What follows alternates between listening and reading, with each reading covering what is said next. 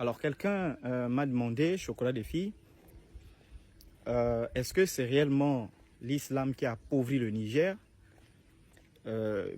Parce qu'il y a des pays islamiques dans le monde, à l'exemple du Maroc ou de l'Algérie ou de la Tunisie, qui sont des pays qui ont pour religion officielle l'islam et dont pratiquement 99% des populations qui vivent dans ces pays sont islamisées.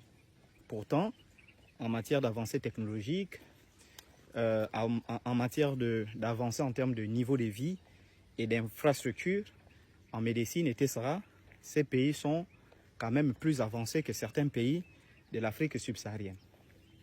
Est-ce que c'est l'islam ou c'est une question de volonté politique et une question de mentalité? C'est une très bonne question que le frère a posée et je vais la répondre.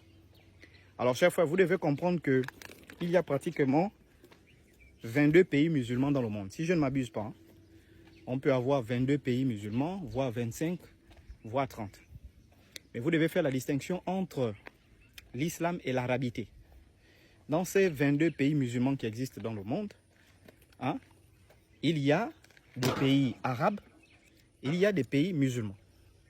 L'arabité, c'est la culture, c'est-à-dire l'identité du peuple arabe, qui sont les descendants du prophète Abu al-Qasai Muhammad ibn Abdallah ibn Muttalib ibn Hashim, c'est-à-dire Mahomet.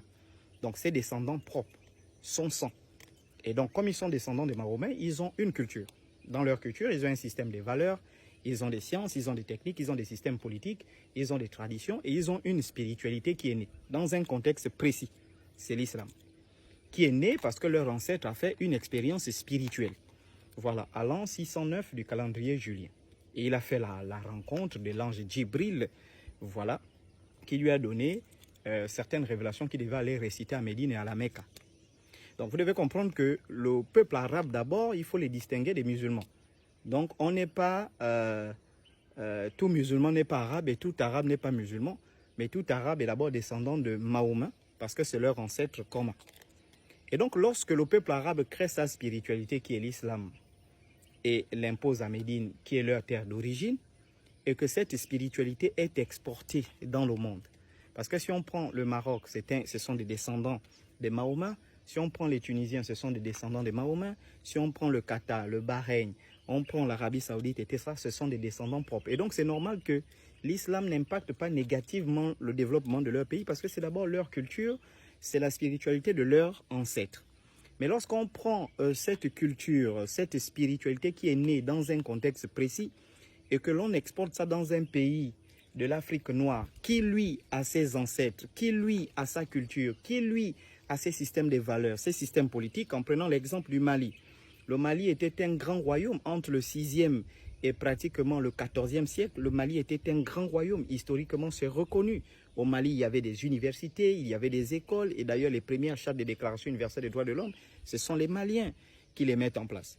Mais lorsque l'islam arrive au Mali au 15e siècle, depuis le 15e siècle jusqu'à aujourd'hui, ça fait pratiquement 600 ans, le Mali ne s'est plus relevé.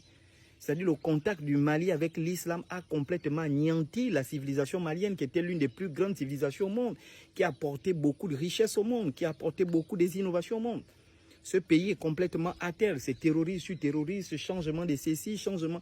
Le pays ne peut pas avancer parce que justement, ça fait 600 ans l'islam est au Mali. L'islam n'a rien produit en termes de résultats scientifiques, en termes de résultats politiques, parce que justement, il y a une résistance culturelle.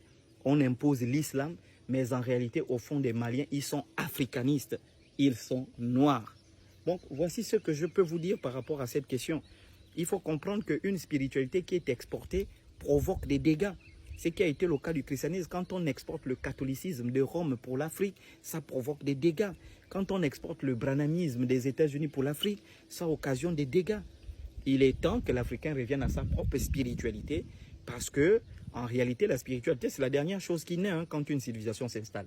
La première chose qui naît quand une civilisation commence, c'est d'abord les réflexions qui vont donner naissance aux techniques.